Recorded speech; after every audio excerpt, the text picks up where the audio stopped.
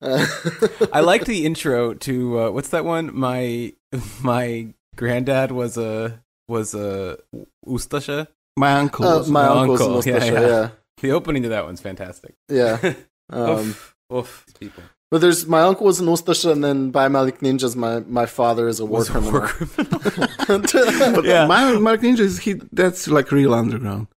I mean, because they usually compare like him with Thompson, but it's not. I mean, musically, it's not really comparable. But also, like Thompson is one of the most popular. Like Thompson has fills stadiums of 50,000 people, like Zig Heiling, and By Malik Ninja has been like relegated to like the Austrian diaspora tours with like dudes like just guzzling beer and like like dancing to his stupid songs. Plus, he also had to he had a Mayat like renouncing extremism moment. In like 1996 when he was like, "Oh, we lost," and then sorry about that. Arrested, huh? Oh, this was a crime? Oh.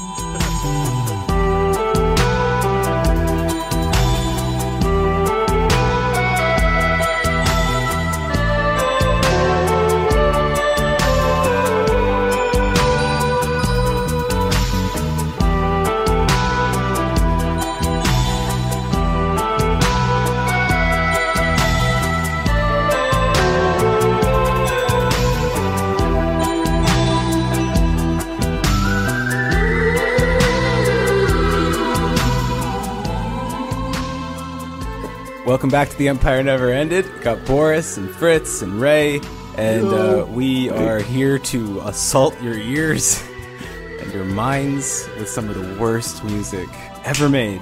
Yeah, I mean, how are you guys feeling today? Are you ready to dive into some shit music? Been listening to this garbage for 2 days. I don't know. I feel a little bit dead inside.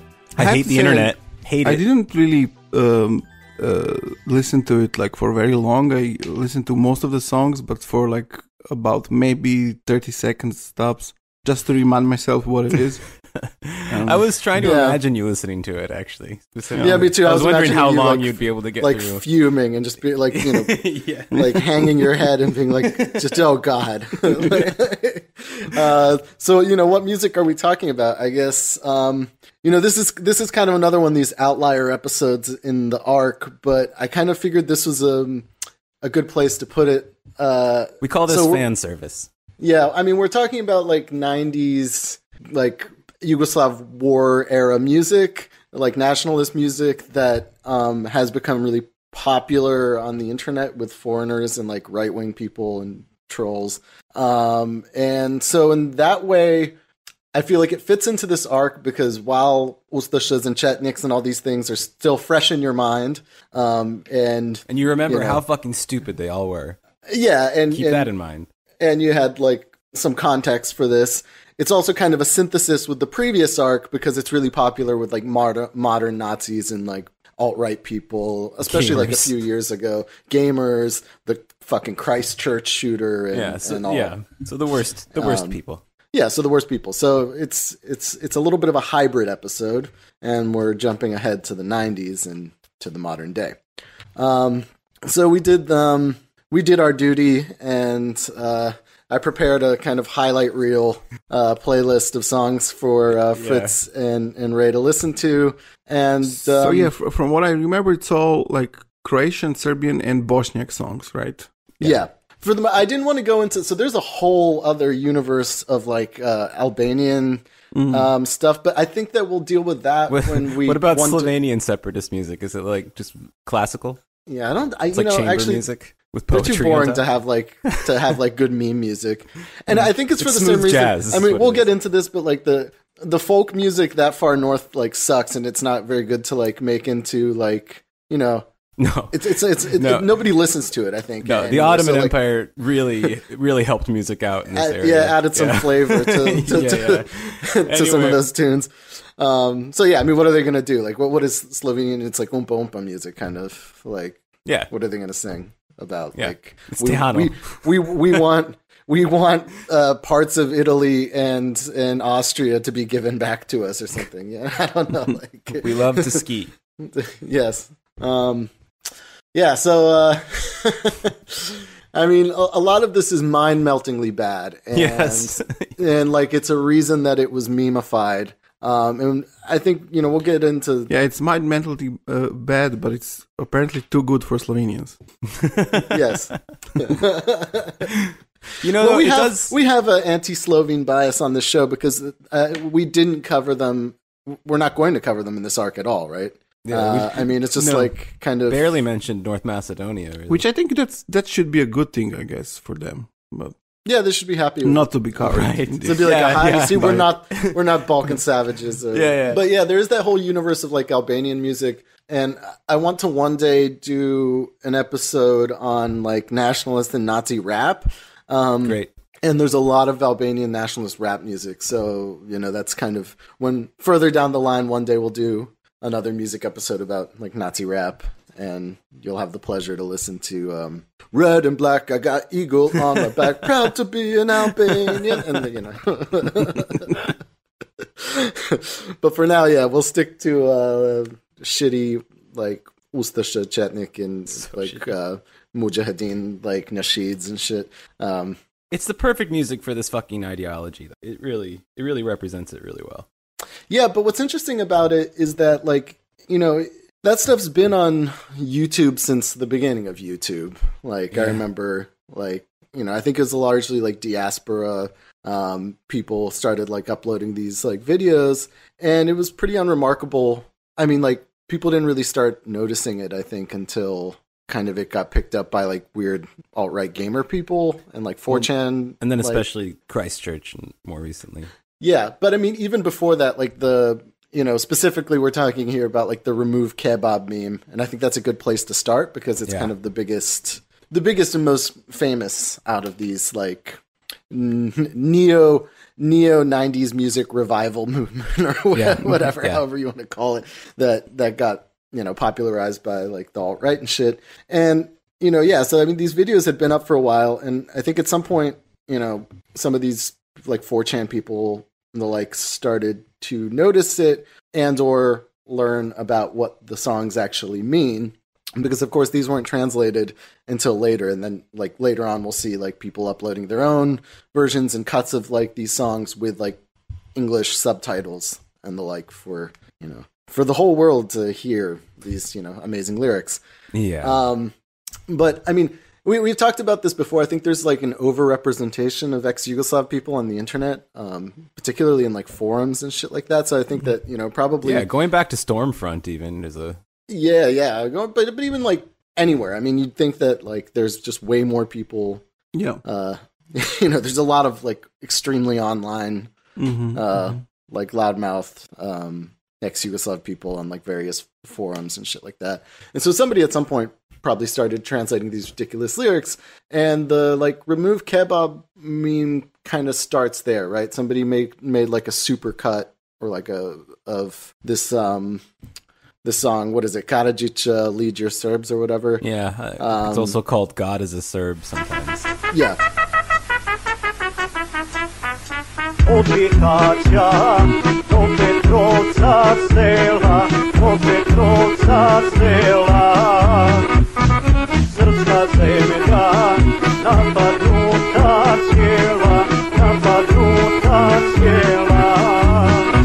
Yeah, but then it started taking on different names and finally like ended up with this remove kebab thing, which is kind of an absurd thing. It's definitely like a non-Balkan person's interpretation of what this means, right? Yeah. Like, because it's like, oh yeah, it's anti-Muslim, so it's like anti-kebab. But like, in the Balkan context, it doesn't make sense at all. Like, the most cherished... kebab? Yeah, like the most cherished part of like national cuisine is literally kebab. So like, it's a good point. But under a different name. And so like, that clearly doesn't really makes sense, but it doesn't really need to. And I think that's what's kind of important with like the memification of this music, is that the actual context of it doesn't really matter. What matters is like how they interpreted it. Of course, like these lyrics themselves are like, they're fucking ridiculous. And this kind of 90s aesthetic became popular in like the 2010s anyway. And so it kind of fit into that. It looks like, a lot of these people just look like stereotypes of what you'd expect, like backwards, like fucking mountain people to look like. They, like the one dude like playing the fucking accordion, like they call him like that head guy or whatever, because his like head is fucking ridiculous. He looks like an NPC from like a video game, like straight up, like with the grainy quality, like doesn't that head soldier, real. I think that head soldier, and like you know, a lot of these people have like mullets. Yeah, like look absolutely insane, and they're singing songs like all you know, we're blowing all the mosques up and shit like that. Which you know, of course, I could see why that would be popular with like the Islamophobic segment of like the you know alt-right neo-Nazi movement. But on the other hand, of course, like they don't really know or have to really care about what the, you know, they don't know like details of the Bosnian War particularly, you know, that doesn't really matter to them. And I think that's pretty evident with the Christchurch shooter, right? Because that's where this kind of came into the mainstream. Because in that live stream of the Christchurch shootings in those two mosques in New Zealand, while he's driving to and from the various mosques, he's listening to the Remove Kebab song, right? And so there were a lot of things written after that about, you know, the alt-right, the like neo-Nazis inspiration by the Bosnian War and stuff like that, which, you know, I think is true to an extent, but also, I mean, chicken and egg, you know, I don't know. Right. Exactly. I mean, like, so, you know, the shooter wrote like names of various different anti-Islamic heroes on his gun. Right. And on like the clips. And Obilic was on it. Obilic, but also like Skanderbeg, who's like the Albanian national hero, right? And I don't think he was like claiming Skanderbeg to be a Serb. He just doesn't particularly, because that's a thing too. But that like, you know, to a lot of those people, I mean, to a guy in New Zealand, does he really care about the differences between Albanians and Serbs and their national heroes and the like, and the conflict about that? Not really. Clearly, because you wouldn't put like Skanderbeg next to, you know. I don't know, man. I remember spending a lot of time on the Stormfront forum called "Are Albanians White?" It was a pretty contentious subject. But Stormfront's even different. Like a lot of the like alt-right people think Stormfront's ridiculous. It's for fogies. It's like old school, you know. Yeah, like it's old school Nazi shit. Do you think that the Christchurch shooter had any like connections with like Serbian diaspora people in New Zealand, or was it like completely an internet thing? How he picked up all these things? I think it was a completely an internet thing because he was very much like an internet person. And it wasn't only like references to Balkan figures on his weapons. Yeah, he was also really into Armenians. And there were like a lot of Armenian national heroes and stuff like that here. But actually that whole like Armenia-Azerbaijan thing plays into this too in a kind of weird way in like the comment sections of these various things. And then also the response to Remove Kebab.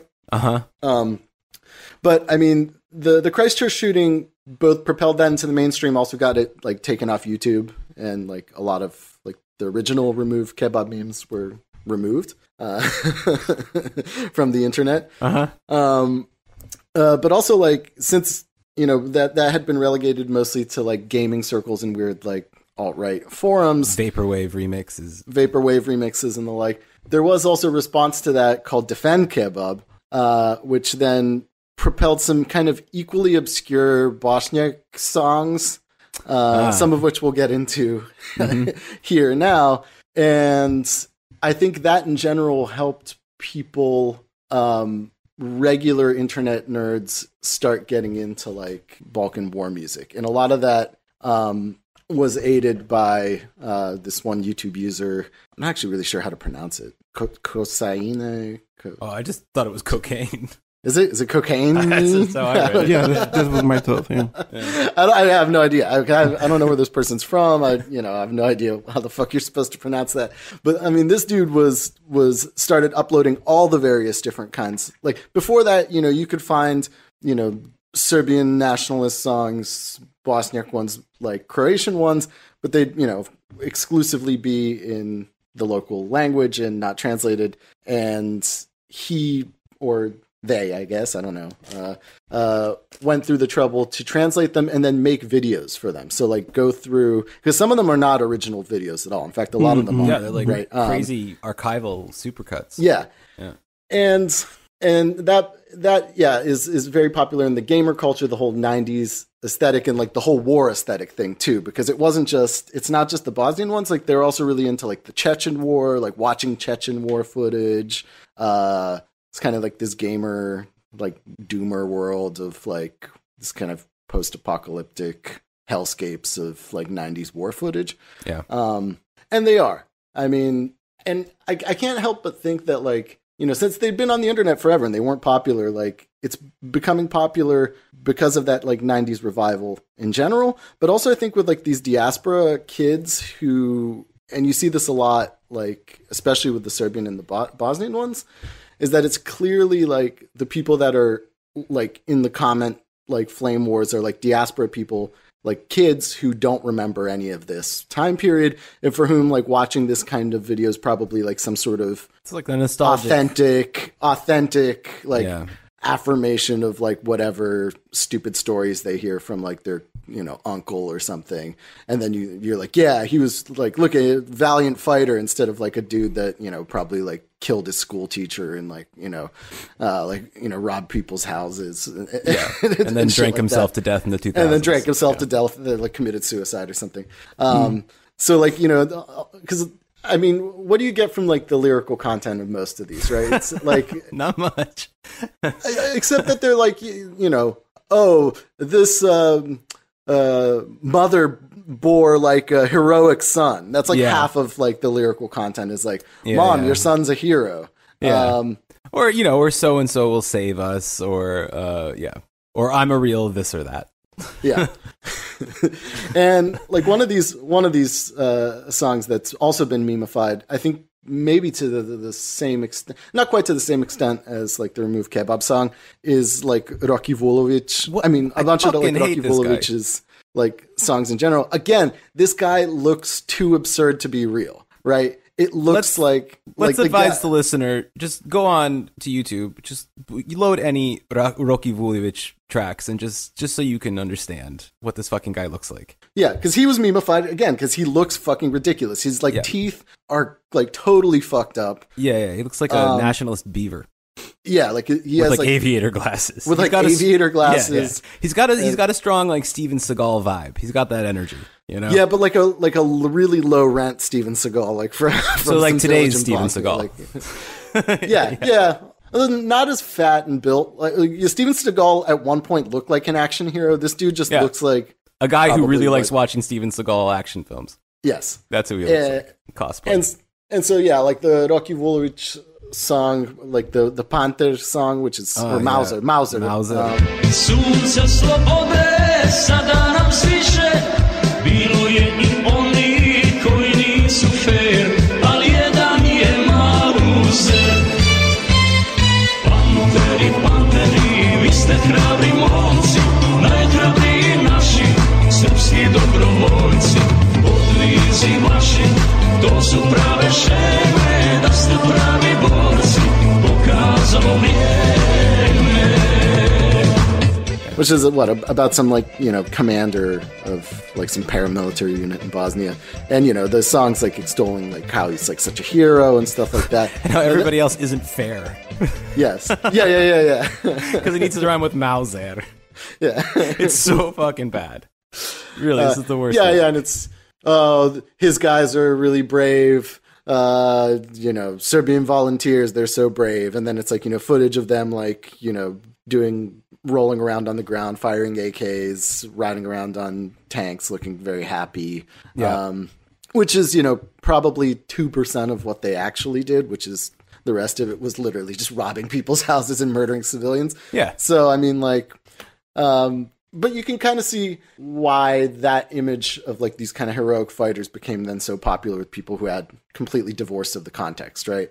Like yeah, and especially like these diaspora people, right, who like want to view, but they are in a context, and you know they're in a context also like whatever we want to call hyper normalization of bullshit on the internet, and you know, truth is the team you pick, and you just kind of rage on that team, and they don't have to know anything about what happened before. Just like every nationalist, really, you just make it up as you go. Yeah, you know, and like watching combat footage, I think is some sort of kind of authentic vibe for people. They like there's some like weird voyeurism there. But it's insane the footage that even in his films, we'll say, because they're fucking like epic. What even then, like a lot of what you see is like, okay, yeah, you got the happy guys on the tanks and blah blah blah, but like fucking behind them is like a completely burned village, or like some fucking trophies and shit like that. Like it's nuts. Yeah, it's really grim shit. Like if you actually look at it. But I guess, I don't know, if you're like a Nazi or something, probably seems cool. If you're a Nazi, sure. You want to be that. You like horrible garbage. That's what being a Nazi's about. I mean, even so that song was memeified, and that one's popular with like Serbian nationalists in Serbia and Bosnia too. Like they just recently after the Mladic verdict, there were some of those like fascists protesting the Mladic verdict in Belgrade, and one of them was holding a flag with the lyrics of that song and a picture of Ratko Mladic in the middle. So I mean, that one, like that song in particular, is a popular one, and some of these melodies also appear in different songs with different lyrics. So that one's also really similar to a song about Arkan. They just like switch up the lyrics, and it's like Arkan's guys are great heroes.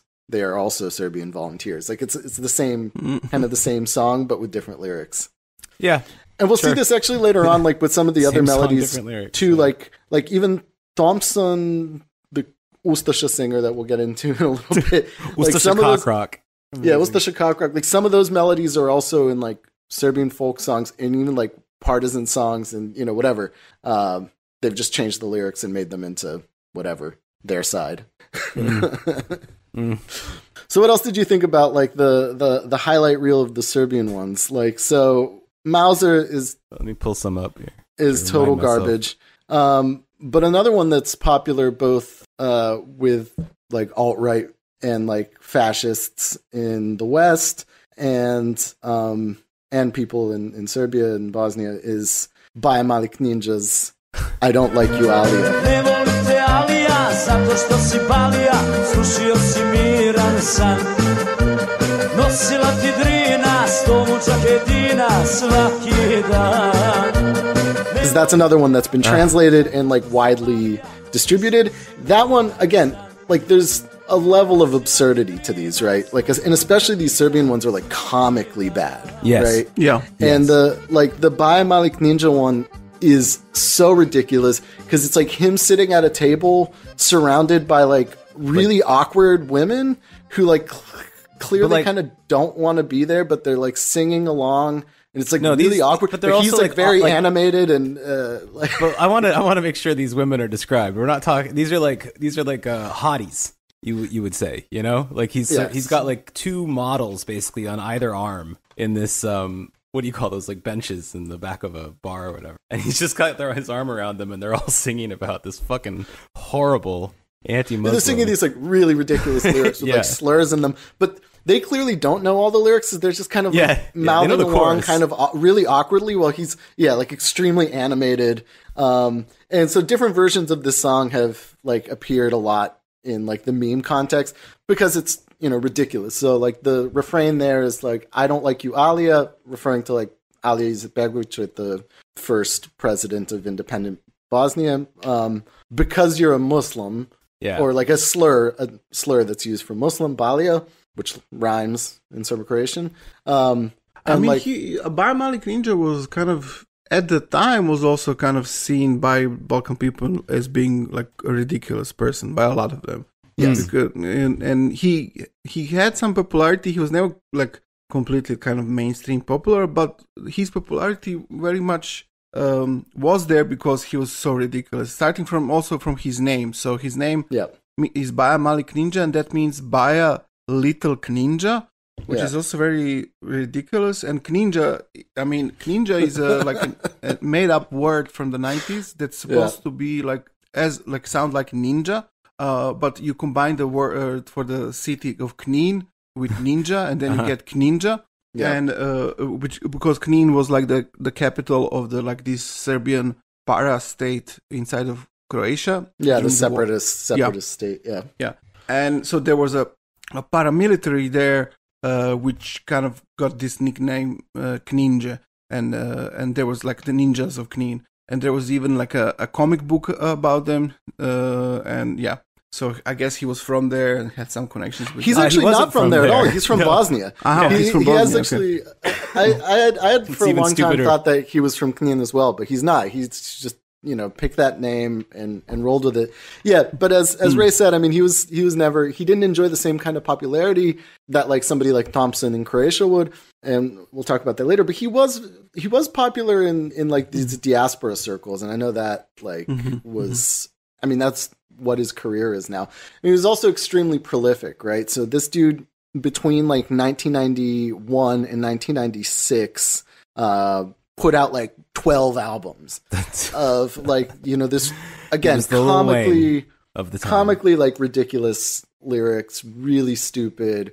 In this video, I'm looking at it now, it's not in a restaurant or anything. It's like a conference room in a hotel. I think. Yeah, they have like office chairs and shit. Nothing about that like video or song is well executed.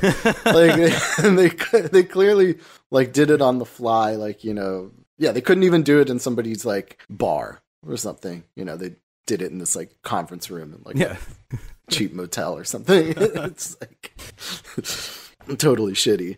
I mean, it's clean. But yeah, by my Ninja enjoys a certain amount of popularity in these kind of alt-right circles as well. And his kind of career went in really strange directions because he was known for making these like ridiculous nationalist songs. And then in like 96, he released an album called, what was it called? Like, Goodbye, Farewell to Arms, basically. Okay. And then like he had some like kind of conciliatory songs. Like, keep in mind, this is a dude who's, that song that we just talked about, I Don't Like You, Alia. It's like the River Drina is carrying the corpses of hundreds of mujahideen every day. Yeah. and mujahideen. This is a theme in a lot of these songs, the river carrying dead bodies. Also. Yeah, and mujahideen here doesn't actually mean fighters. It, mujahideen's like a catch-all term for like all people of the Muslim nationality. Because, the River Drina was carrying hundreds of bodies. Most of them were civilians. And so, like, this is a guy who's, like, singing this kind of shit. And then later is like, nah, psych. Psych. Like, why can't we all be friends? Yeah, well, I guess most of his friends are in The Hague. Yes. Well, he also has the song that's also became very memeified, which is called My Father's a War Criminal. Yes.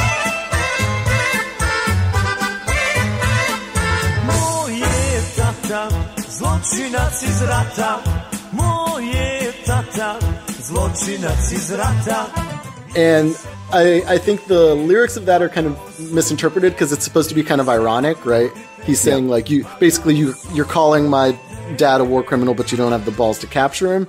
But like that kind of like bravado and just the ridiculous of it like made it very popular in these kind of gamer alt-right circles. And you can see that in like all the comment sections. The comment sections of these videos are like fucking insane. And it'll be like, pure Chad music, like this dude doesn't give a fuck about anything. Like it's this kind of thing. And I think part of the appeal maybe to Westerners too is that I've heard this from a lot of people who have listened to this kind of music, and like you see it in the comment section a lot too, is that to them like the way that it sounds is so ridiculous too, because like those like high pitched like accordion stuff or like synthesizer tracks remind people a lot of like circus music. I've heard this over and over again. This is like, whoa, this is like genocidal carousel music. They're not wrong. And they're not really wrong about that. But I think that adds to this kind of layer of ridiculousness to like Western audiences, at least. Yeah. Because they're like, and this is true also with a lot of these people are also into watching like Mexican like narco corrido videos and stuff like that, because it's also like similarly jovial music, but it's about like some guy like Zeta Commander like who cuts off like the heads of his enemies and stuff like that. This is kind of people it has the same appeal to people as well, like where it's kind of jovial music, but the lyrics are like absolutely insane. They just love the accordion. That's all. Yes, they do, and yes, they and genocide. And genocide. Yeah. Yes. So it just puts them together. So maybe we can move on from some of the Serbian guys for now, because we'll insert clips. It is not something you can't listen to it for that long without wanting to die. However, if we're going to switch it up genre-wise, now it's time to jump into neo-Ustaša and Croatian nationalist music, which is totally different. And shitty in a completely different way. Yeah. Yeah, it's shitty in a really completely different way because it's kind of, I think Croatian folk music doesn't necessarily lend itself that well to like Tempericin music. Yeah, right. It's like not as exciting maybe or upbeat. Yeah. So they went ahead and picked Def Leppard as their go-to pretty much. influence. So this is clearly like a spin-off of, Def Leppard and shit like that was really, really popular in Yugoslavia. And there were a lot of like that bands like that existed in the 80s. Yeah. And so this is like a clear evolution from that path. And so like all these Ustaša songs are these like ridiculous like rock opera guitar solo, but with like folk elements, I guess. Yeah, with folk elements, absolutely. Yeah. But which is also kind of a Yugoslav rock thing, like like Bijelo Dugme or something. Yeah, Bijelo Dugme being like the most popular band in Yugoslavia from like the 70s and 80s, which is definitely like incorporating folk elements. And this is that, but the lyrics are just about being in Ustaša. And so the star here is Thompson. This guy Marko Perković Thompson like Thompson gun, Tommy gun. And he's literally a star. Like he actually is. Yeah. And like as we mentioned, none of the like Serbian guys that we talked about ever achieved the same level of fame as somebody like Thompson. Thompson is like still a big star in Croatia. Like when at the last World Cup when Croatia came in second, there was a scandal because the video of them in the locker room was like the whole team singing along to Thompson songs. They're like, this guy's literally a neo-Nazi, and the Croatian team is just jovially singing along, because he also has like especially like after the war has a lot of like non-political songs, I guess. Yeah. So he's like generally like a popular like musician, but he's completely really well known as a kind of a pro-Ustaša guy at the same time, and people come to his concerts, dress like Ustašas with all the symbols and Or for example, the song that propelled him to fame is Bojna Čavoglave, which is like his most famous song. Oh. And it's about like the division from his hometown, and them defending their hometown. And that song opens with the Ustaša salute za dom spremni, like ready for the homeland. And this is something that you see like at his concerts, for example. Like so he'll do he does concerts, or did at least for a while. There's been some issues with that now recently, where he'd be in like a stadium with 50,000 people, and one side of the stadium yells za dom, and the other one says spremni. So literally Ustaša shit.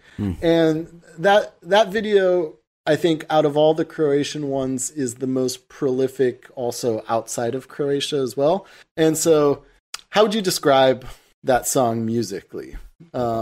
It's got this kind of Def Leppard-y kind of feel. His shit is so fucking cringe. It really makes me like physically cringe.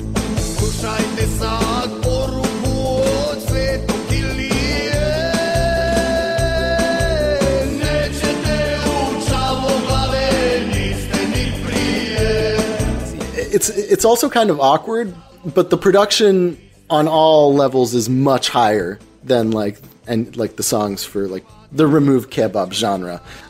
You'll recognize probably you poor internet types the image of him from this video holding the Tommy gun behind him, kind of like his long hair, sort of. He's wearing a beret, right? So beret, he's holding a Tommy gun, wearing this beret.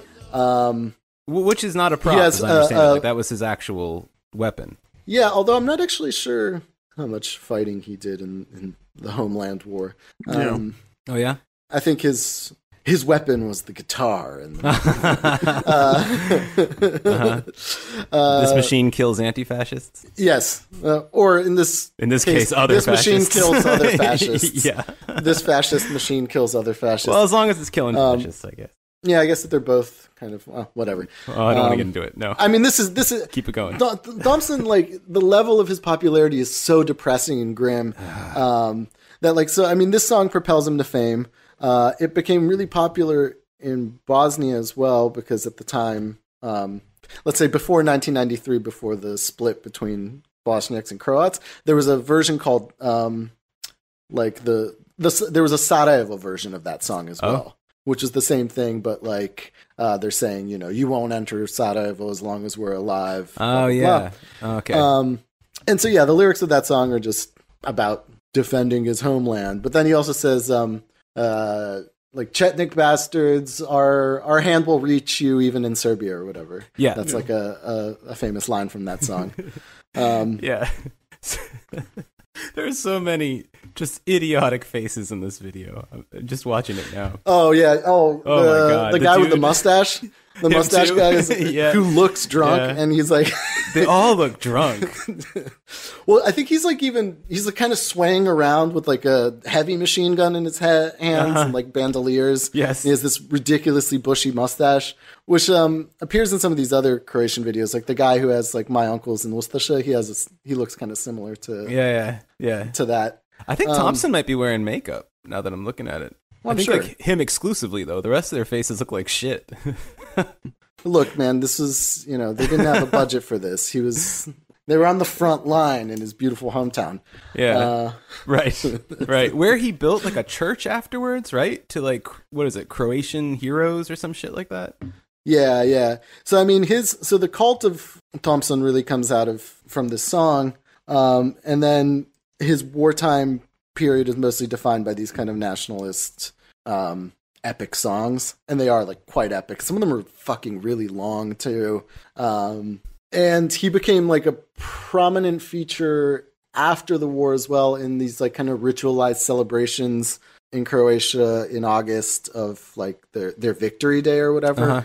Thompson always performs in various places in Croatia as part of the celebration, and is played on like national radio, or at least was for a long time. Like I remember actually he has this song called is it Anica Kninska Kraljica? Oh man, that's worth talking about. Yeah, that one's I'm gonna say it's that one.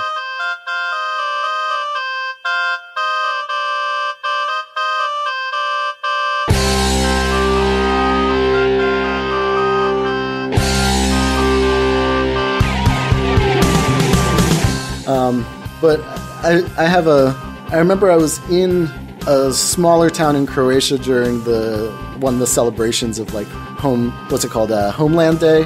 The Victory Day was the 8th of August, which celebrates the Croatian forces retaking the Serb separatist regions in Croatia, the Operation Oluja. And this Thompson song, I was in the main square, like passing through the main square of this small town, and it was this big celebration. They were just playing Thompson and all these Ustaša songs, and there's a really like grim irony to this song. I think it's that one Anica Kninska Kraljica. I think I know where you're going with this. It is, I think. So the lyrics, like the main part of the refrain is we'll burn down Krajina all the way to Knin. Right. Krajina being the name of this like separatist region, and so like everybody's like singing this like really happy like atmosphere of like, everybody's fucking wasted. There's like young teenagers like Zeke heiling each other and saying, "Oh, we're all Croats, we're all Ustašas," and they're singing the song like, "We'll burn down like Krajina all the way to Knin." And like literally in the background of this main square had like never recovered, and like there's like these burned out buildings that half the city's abandoned. So it's like, yeah, you did, and like you're happy about it. This is like a post-industrial and post-war hellscape. Like nobody's like half the town is still abandoned. Yeah, and so it's like this. They're singing this song really triumphantly and like singing these lyrics, and it's just nothing more. You can't get more depressing than that. I thought you were gonna go with the story that I heard was that the song had come out, and then it was only like maybe a few weeks after the song was released that like Perkovic himself entered TENE. Probably as part of the. Yeah. Well, I mean, I think traditionally usually performs in TENE on like Homeland Day, which is, again, as we mentioned, the capital of this like separatist republic. So yeah, I mean, it's grim stuff. In recent years, there's been kind of a backlash on some of it. So I mean, he's been banned from multiple countries. Because, you know, the way that a lot of these guys make money is by playing in the diaspora, right? And they go to Australia, the United States, Canada, and, you know, that's where the real money is because, you know, and obviously... I guess that's also not just the shitty nationalist bands either. No. I mean, even like all like ex-Yugoslav pop bands and rock bands go to Canada and the US and make tons of money. But of course, they have a little bit of an advantage because like when, I don't know, Biela Dugme gets back together and plays in Canada, all ex-Yugoslavs go to that. This is just like narrowly playing to like the nationalist diaspora. Right. And so, I mean, some of the, I think, local Serb diaspora people got kind of smart with it in the sense that they involved various like Holocaust and Jewish advocacy groups, right? Because he's famous for, you know, being a neo-Ustaša basically, and was also controversially, you know, filmed singing this literal Ustaša song. This is a good time to talk about the song about Jasenovac. Yes. So, because Thompson, this is a big part of this controversy, and one of the reasons why he couldn't really backtrack being an Ustaša, right? Because for the other stuff, it'd be like, well, you don't understand, you know, this was the context, and, you know, we were literally defending my hometown, and, you know, Croatia was under attack, and, you know, blah, blah, blah. Sure, that gets him a little farther. But then the video of him singing a song about the Jasenovac extermination camp from World War II, which, you know, we've covered in previous episodes. The song is kind of dispels all myths. After two concentration camps, I mean. Yeah. Jasenovac, igradiška stara, Jasenovac, igradiška stara. And once again, I think like he tried to deny it, didn't he? At some point. Yeah, he did, but I mean, there are recordings. I mean, it's a song we all have. Yeah, that's right. I'm looking at it right now. So this is, again, some Ustašas often get to like take the cake of like being totally like psychos, because this song's called like Jasenovac and Gradiška Stara, so these two death camps. Yeah. And the lyrics are like, you know, repeating the name of these camps, and that's the home of Max's butchers. Yeah.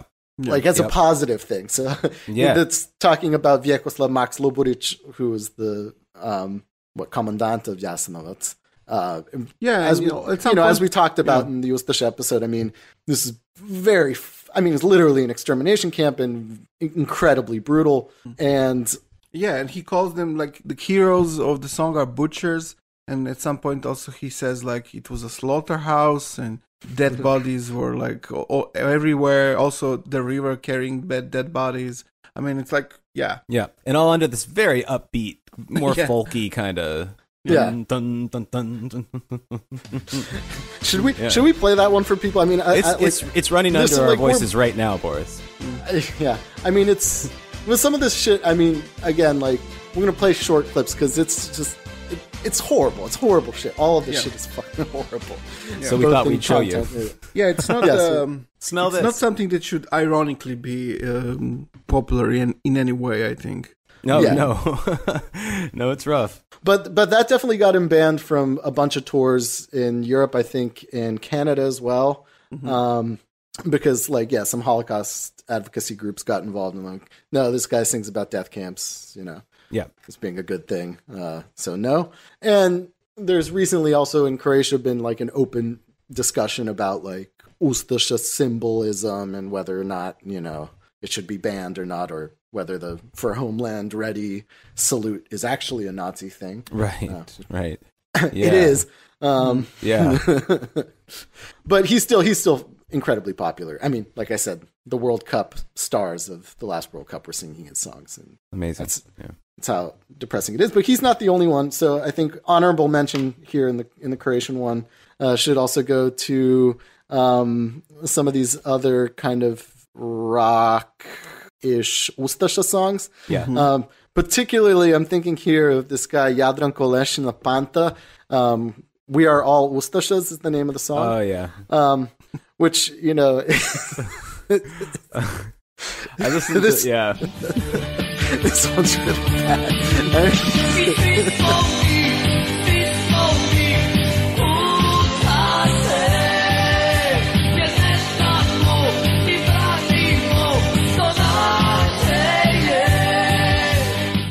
I mean, it's very on the nose.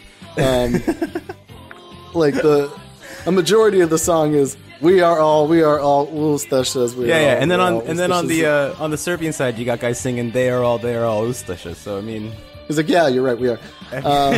Yeah. But this one has a terrible guitar solo in it. Yes. Yeah, definitely this Nazi cock rock. And is he the guy? Who's the guy singing? My uncle was an Ustaša. My uncle's an Ustaša is some guy named Ivo Fabian. Again, both of these like songs have translations on the internet as well, and you can see in some of the comments people being like, "Yeah, based Croatian, whatever." Yeah.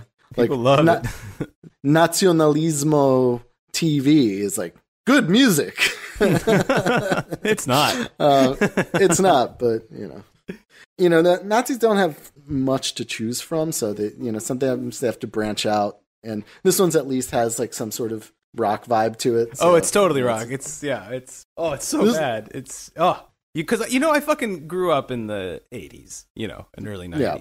And this is a part of my soul that I never wanted to see again. I can picture like 10-year-old me like rocking out to the fucking like White Snake and shit. We are all and I'm just picturing like, oh no, there was a 10-year-old me over there doing that to this shit. God, it's awful. And another honorable mention, Ustaša one, is the anthem of the HOS, which is the kind of openly pro-Ustaša paramilitary formation that operated in Croatia and in Bosnia during the wars in the 90s.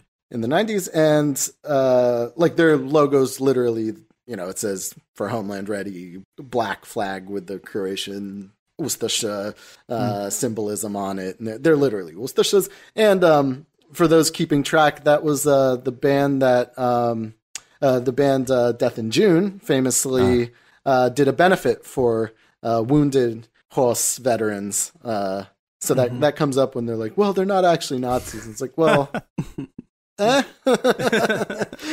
you mean they did a benefit for wounded soldiers of the most openly, literally Nazi guys? Right.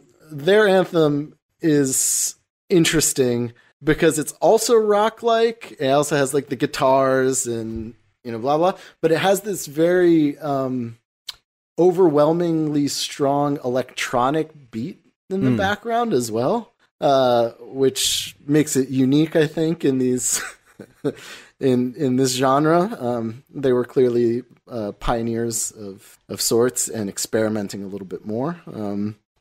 Again, like that one opens up with "For Homeland Ready," for who? For the Poglavnik. Yes, the Croatian Fuhrer.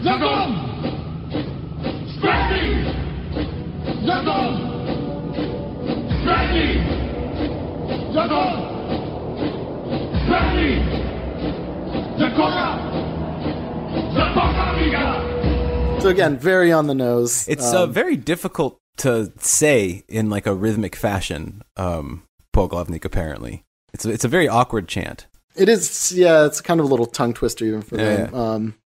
But again, this one also uploaded on the internet with English translations, so a lot of idiots from around the world can say "respect" from Hungary, and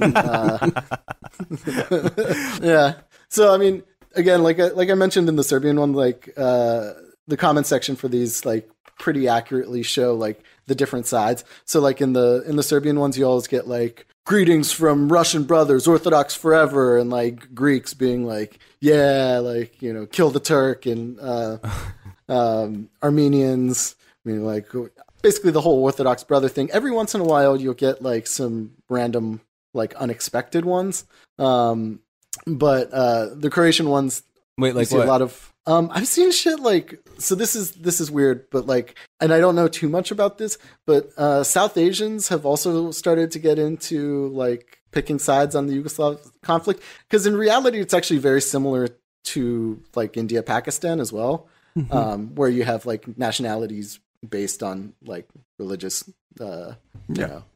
identity or whatever, and Pakistanis are really into Turkey, and like you see a lot of times on like especially in the most recent Nagorno-Karabakh war, Pakistanis being like Azerbaijan, Turkey, brothers forever, and so then they also by default are against Armenians, Greeks, and like the whole Orthodox thing. So there were like, I've seen comments from like Indian dudes being like, respect to Serbia from India and shit like that. So these things play out in like really weird ways on the internet. And I mean, maybe one day we'll cover some of that too, because I one time went down a like miserable rabbit hole of watching like Indian like Hindu nationalist like folk videos, which are also very similar, but kind of like even like like fucking like nuts, like lots of swords and sweet, lots of like bloody swords and like tigers and shit like that. Whoa. So yeah, I guess I mean they get into that too. There are tigers in the, you know, Otacon picture as well. Yes. Well, yeah, that's paramilitary. You know, it's literally called the Tigers. Yeah, and he literally had a tiger. Well, at least for a picture, anyway. Yeah. So, what do we learn about Croatian nationalist music? They were really into shitty rock, cock rockers. Yes, cock rockers. I wonder how much this style was also influenced by wanting to be very different from the Serbian style of nationalist music. I wonder as well, because I mean, a lot of people in Croatia listen to music that sounds like this Serbian nationalist music. Like, well, some of this earlier Croatian stuff even had a little more of like a kafana folk element to it. Yeah. If you go to a flea market in, you know, Zagreb, you will hear music that sounds like Baja Malik Ninja all the time. Yeah, and all those Serbian folk like singers are and were always popular in Croatia, but that's kind of a, you know, really extreme, and even with nationalists, but they don't like to talk about it, right? Yeah. And be like, oh, it's just music. So yeah, I think that a lot of that does come from trying to differentiate themselves as much as possible from that. And produce some really cringe, like epic rock songs about being a Nazi. Yeah, pretty open. I mean, there were also some of these Serbian ones too. I mean, we didn't really talk about them so much, but there are also like rock ones as well too, right? But like really the folk element is really strong there, and we see some synthesis in Bosnia then, which is I think where we should move to next. So we mentioned Defend Kebab.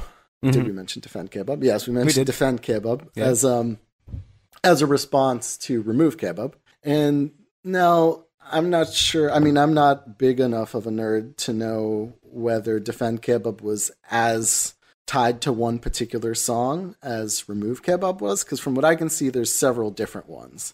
But some of them are equally obscure and ridiculous looking. Like this one guy who sings like a song like praising the Mujahideen has a fucking unbelievable mullet. Yeah. Like unbelievable. Like it's just unforgivable.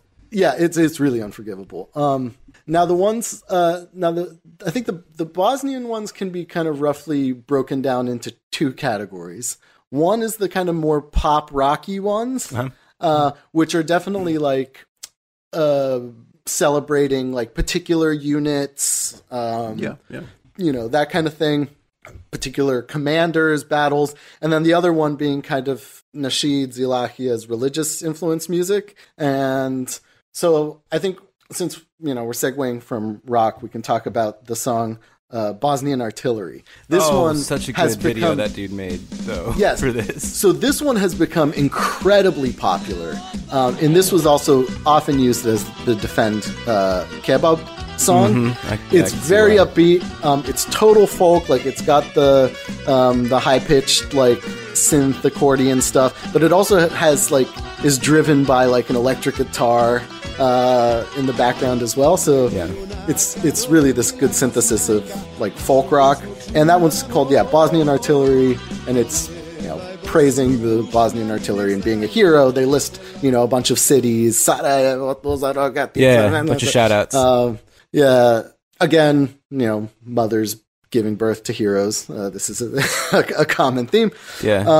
But this one, so this is both Defend Kebab and also really popular in the kind of emerging Bosniak like neo-fascist movement that exists on the internet. There was recently an article written about this. I think like Balkan Insider, one of them, published this, and it was going around Twitter like a month or so ago, and everybody was like really shocked by this. And they're like, how can this exist? They were subjected to genocide in the 90s, and now they're Nazis and whatever. It's like, well, yeah, but that's how that works. I mean, Serbs are subjected to genocide by Ustašas in the 90s. That didn't stop them from, wanting to kill Croats and Muslims. But the interesting thing about this kind of Bosniak alt-right and like neo-Nazi movement is that, of course, it's not without historical precedent. We'll get into that in this week's premium episode. A little plug there. So if you're not subscribed, link and subscribe to our Patreon. But I mean, these guys are like National Socialists, and they and they affiliate themselves politically with like the Muslim SS division in World War II and stuff like that. And so this song Bosnian Artillery is what they use almost always, like in comment sections on like forums, like fighting with like Serbian like fascists. They'll always post like Bosnian artillery, and it's like the most popular song with those guys. I feel like I need to clarify why I said this video was awesome. Because not because of the all the whatever authentic material stuff, but like the dude took the time to edit the artillery fire so that it lines up precisely with like the beat, and like not just like the clip, but the actual like shot itself. He did a really good editing job. The pacing of the editing is like really on point. Like, respect for the editor. It's extremely well done. I mean, and fuck it takes you for like doing a song, it, but good job, I guess. I don't actually really know what this guy's motivations are, other than just like being kind of an edgelord. Maybe that's how I imagine this to be, because he really is an equal opportunity sharer. Like he shares. He makes the videos for the Serbian national ones, the Bosniak ones, or cocaine, whatever, and Ustaša ones. Like he has them all. But so he takes like what is otherwise kind of not a super remarkable song and makes it into something that like really looks great and it's catchy. It's a pretty catchy song. It's definitely it's catchy in a different way than some of the more religious songs that we'll talk about as well. So I think that one and the song Hamze Gazi are kind of because that one's kind of totally like folk, also has electric guitars in it, and a very popular one as well.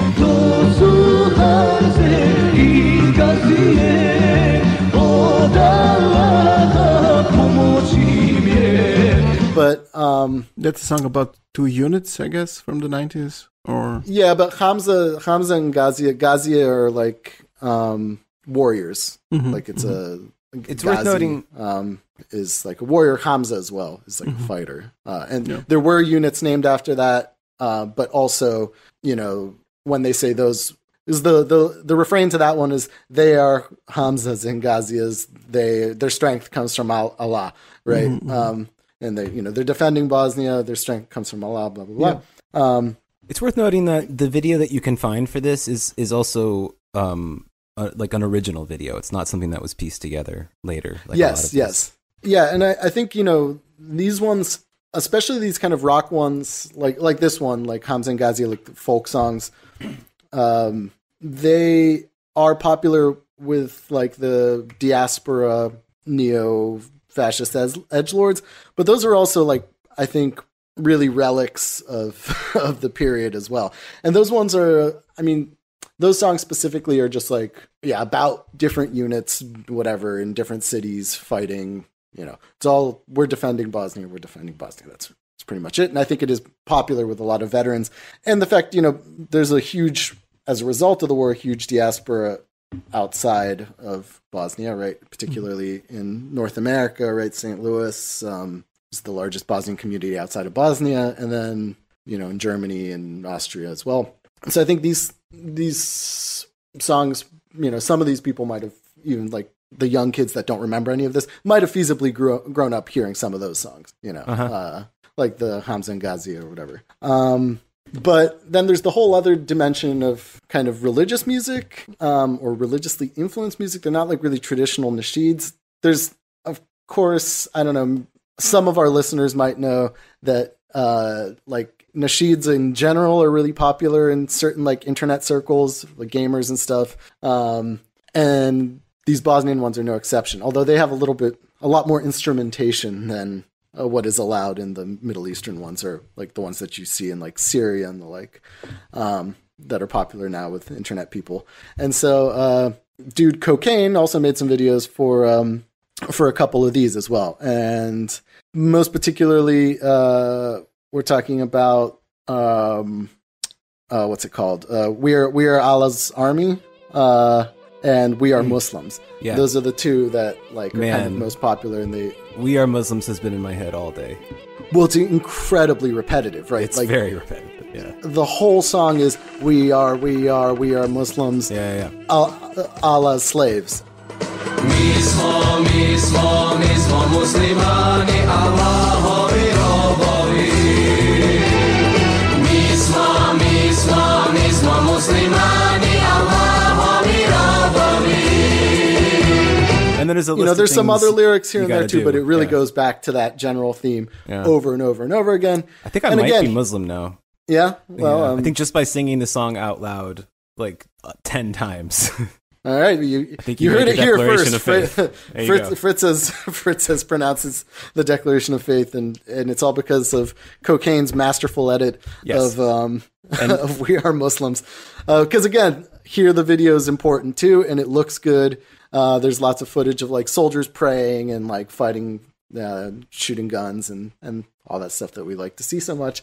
I think this one, if I'm not mistaken, I've read online that this one is actually a cover of a Chechen song. Oh, that is called like Allah's Soldiers or whatever from the same time period, right? Because the Chechen War, the first Chechen War was at the same time as war in Bosnia. So yeah, from what I understand, that's a cover. That goes. That's kind of unremarkable. Like I said, melodies get recycled a lot, and it's a big thing in like Balkan like folk music to steal songs from other places. Like half of the most like the biggest like turbo folk songs in the 90s were like Greek songs that like Greek melodies that got stolen, and so like this is a common thing. It's not new at all. That one, and we are Allah's army, and that also repetitive. We are Allah's army. We are fighting for Islam. We're happy to die as martyrs, basically. There you go. That's the gist of it. Now, there's some interesting things about these as well. There's some way more depressing ones that don't make it into the like foreign right wing or foreign like Islamist circles. Like edgelords don't like watching some of the more depressing ones. There's one, Jesus Christ, what's it called? I think it's also called like Gazias of Bosnia. That's like just and this is like an original video too, and it's like really grim. It's like wounded people, being carried out on stretchers, and like none of the heroic like fighters with machine guns. It's like civilians like being shelled and wounded and receiving blood and shit like that. So those don't make it in so much, and I don't think I even sent you guys any of those ones, but yeah, no, you just sent us. Those are kind of the sadder ones in that genre, which makes sense. But there's an interesting kind of new genre in Bosnia as well of these kind of wartime songs that are produced recently and that are kind of this religious style.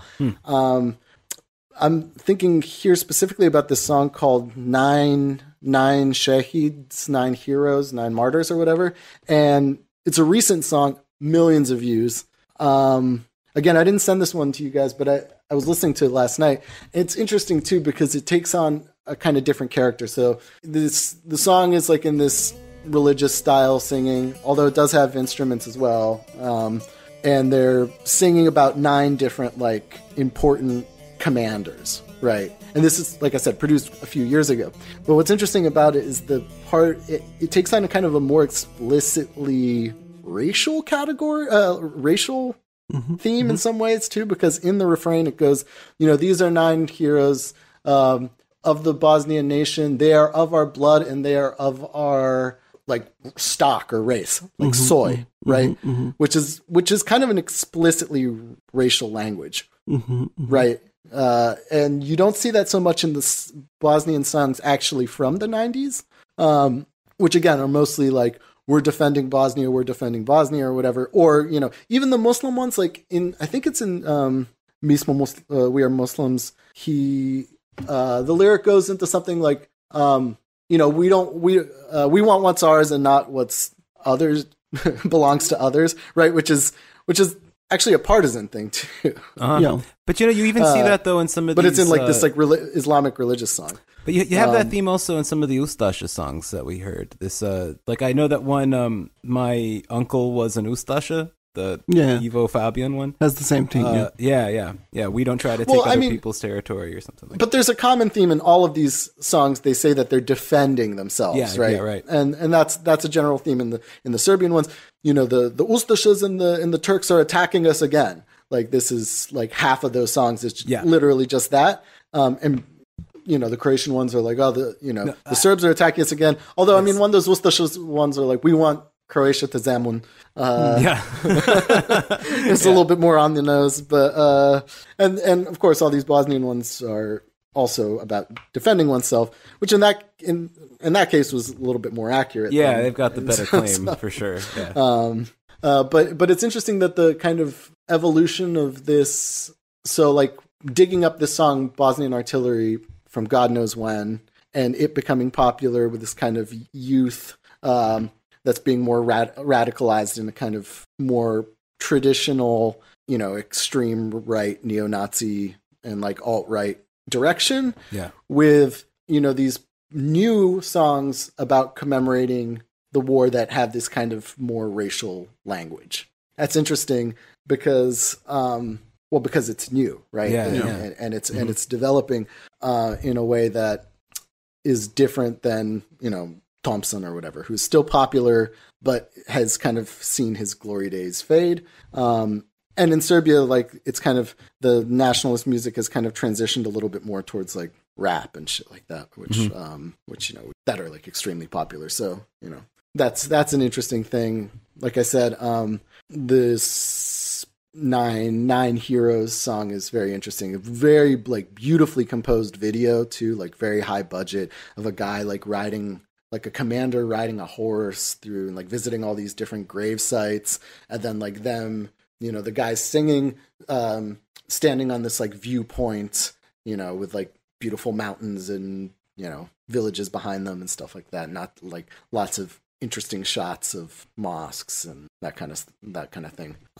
Very high production value. And again, with millions of views. So that's a new one for you guys. Yeah, I don't know. How about we close it off with the fucking SS Sevdalinka? To tie us back to this arc in general, is that like these songs that we're talking about here didn't like come out of nowhere, and they do have a base in the time period that the majority of this arc has been about, which is the period before the Second World War, and the fascist diaspora that went elsewhere, that kind of carried some of those songs and kept them alive. So I mean, there's of course a lot of these groups that we talked about now base themselves on covering say, Chetnik songs from the period of World War II. That's, again, about how Dražen Mihailovich is a great guy, about mother, I'm a Chetnik, mother. Tell your old children mother, not to don't walk cry my for me, way. I'm a Chetnik now. Yeah, right? Danzig is Yeah. similar. Danzig connection. Mama, We made it, guys. We did it. Tell Dražen Mihailovich not to... and then, of course, with the Ustaša songs, there were quite a few of those as well. And then we also found a Bosnian Ustaša song, a Muslim Ustaša song, which is probably like the... I guess I have a little bit of a soft spot for like Sevdalinka music. I find it more pleasant to listen to. Yeah. Out of like the variations of folk music. But that one's written. Came all back on someday, and he'll talk our ear off about that. Yeah, I'm sure he will. Yeah. But that's an interesting one as well, because that video is like literally the SS divisions. Yeah, and crazy. it's like this really like kind of nice melody, and it's written by this guy Nahid Kulanovic, who's the brother of Jafer Beg Kulanovic, we talked about in the Ustaša episode a little bit, and again plug for a premium episode this week that we'll talk about. Was he like vice president of? He was vice president of the independent state of Croatia, the puppet state. And before that, one of the leaders of the like Bosnian Muslim party. Yeah, his brother then, I guess, also composed songs. He was, after the war, instrumental in forming this Ustaša terrorist group. Of course, we'll be dedicating a whole arc to these guys later down the line. But yeah, he has this Wikipedia, nice by the way, song. says he was the son of Jafer. Oh, son. Yes, my bad. His brother was also a Ustaša and also made it out of the country in World War II as well. Yeah. And the son of this guy is now currently some kind of a leader in the Bosnian. Yeah, he was a leader of the Bosnian American community for quite a long time. He's named after Jafer Kulanovic. Like literally has his name. Wow. And I guess nobody really blinked an eye to that fact. But again, this is something we'll talk about further down the line. So I don't know. I hope this episode is... I hope it blew your fucking mind. This is, and if it didn't blow your mind, I hope at least there's some little bit more context to it now that we're reaching kind of the end of this arc of the Second World War, and it's pretty clear who Chetnik Ustašas and Hanja SS people are, and and why this shit is popular now on the internet is up to you to decide, I guess. There's quite a few reasons for that, and none of them are good. And now, having listened to this arc and this episode, I promise you know more than like literally everybody making videos on YouTube about their favorite fucking 90s well, there's also war music. There's a guy who made a video that's called like My Obsession with Yugoslav Wartime Music. Oh yeah, and it has like 1 million views or something. Like it's a thing that's definitely moved way beyond like the Balkans, or people that know things about the Balkans. It's just become part of the internet. And a prominent part of the internet. So yeah, all right. Yep. always a high note on a Boris ep. Yeah. All right. Well, I guess. All right, we'll Ray, you got any final thoughts there? I mean, I don't know. It's interesting this how it's now this music is consumed by people who are like in New Zealand or some have no connection to these communities except a video of supposedly Chinese soldiers singing the Karadzic song. Yeah, but then again, that would it would be wrong to think how. Originally this is something totally authentic, but now you have these uprooted people who don't understand it, but adopt it. I mean, as we covered in this whole arc, all of these things are very kind of made up traditions that were also, and it continues. There's nothing so authentic about any of this, and And also understanding the nature of kind of online extremism is something that we talked about a lot in the first arc, is that what's important to them is the edginess, and it's not uncommon for them to like radically different things, right? Things that maybe you wouldn't think go together, or just to be like, now I'm remove kebab, and then like next week they like, you know, are into Al Qaeda and convert to Islam. Yeah. Like you know, what we've seen with like the like Adam Waffen guys. Right.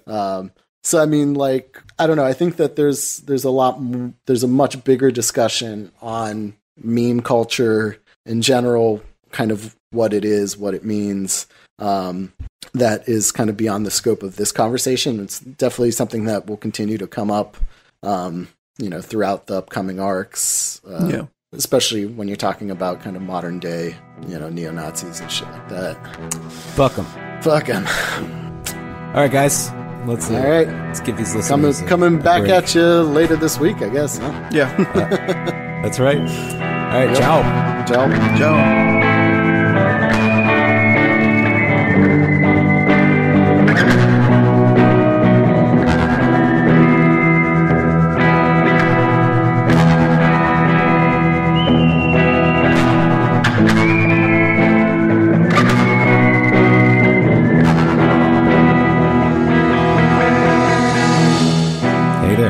Fritz here from The Empire Never Ended. This has been one of our weekly free episodes for free people. But for premium people, we also have weekly premium episodes, which you can get at patreon.com/tenepod, TENEPOD, and also follow our various social media things in the show description there. Like and subscribe them. Follow them. Like and follow and subscribe. Follow them. Do it.